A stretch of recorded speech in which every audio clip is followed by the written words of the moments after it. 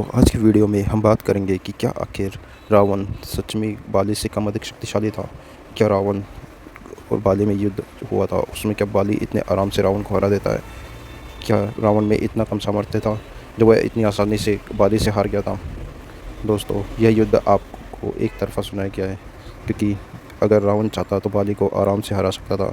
इसी संदर्भ में पहले तो हम बात करेंगे कि आखिर रावण कितना अधिक शक्तिशाली था, उसके पास कौन कौन से दिव्यास्त्र थे, और उसके बावजूद भी अगर वह बाली से युद्ध किया और वह क्यों हारा, इस बारे में भी हम आपको विस्तार से बताएंगे।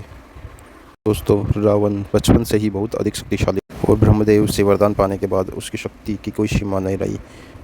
ऐसा रामायण और शिव महापुराण दोनों में विस्तृत लिखा हुआ है कि रावण ने तीनों लोक में आधिपत्य स्थापित कर रखा था और उसने देवताओं को भी पराजित किया हुआ था। दोस्तों एक बार की बात है, जब वह कैलाश जा रहा था तो उसे भगवान शिव की कृपा पाने का अवसर प्राप्त हुआ, लेकिन जब किसी ने उसको जाने नहीं दिया तो रावण ने सोचा क्यों ना कैलाश को उठाकर श्रीलंका लिया जाए, और उसने कैलाश पर्वत को अपने भुजा बल से हिला दिया था। अगर भगवान शिव अपने अंगूठे से नहीं दबाते तो वह उसने लगभग कैलाश को उठा ही लिया था, जिससे उसके बाहुबल का पता चलता है। दोस्तों अगर मैं उसके दिव्यास्त्रों की बात करूं तो रावण के पास सभी प्रकार के दिव्यास्त्र थे, यहाँ तक कि उसके पास भगवान शिव का अमोघ और शक्तिशाली चंद्रहास भी था, केवल जिसे देखने मात्र से देवताओं में भय उत्पन्न हो जाता था और वह बड़े बड़े युद्ध को जीत जाता था।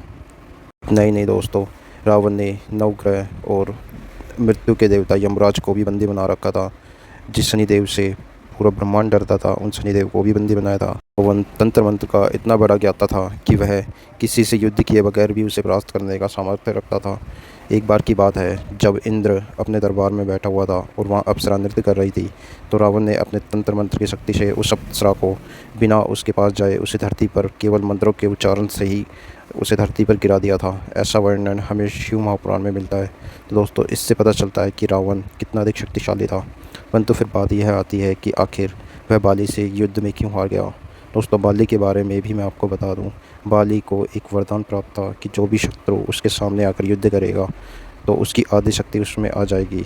यह बात अब सभी को पता ही होगा, लेकिन रावण ने जब बाली से युद्ध किया तो उसने अपने दिव्यास्त्र या मंत्रों से नहीं बल्कि भुजा बाहुबल से युद्ध किया था, क्योंकि रावण चाहता था कि वह बाली को बाहुबल से हराए ताकि उसकी कीर्ति बढ़े, और वह अकेला ही बाली से युद्ध करने गया था, जिस कारण से रावण का आधा बल बाली में चला गया।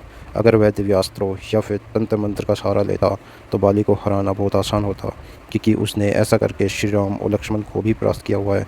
अगर आपको पता हो तो अहि रावण ने मंत्रों द्वारा ही श्री राम को परास्त किया था जब वे निंद्रा में चले गए थे और हनुमान जी उन्हें बचा के लाए थे। तो आप स्वयं सोचिए कि रावण कितना अधिक शक्तिशाली था।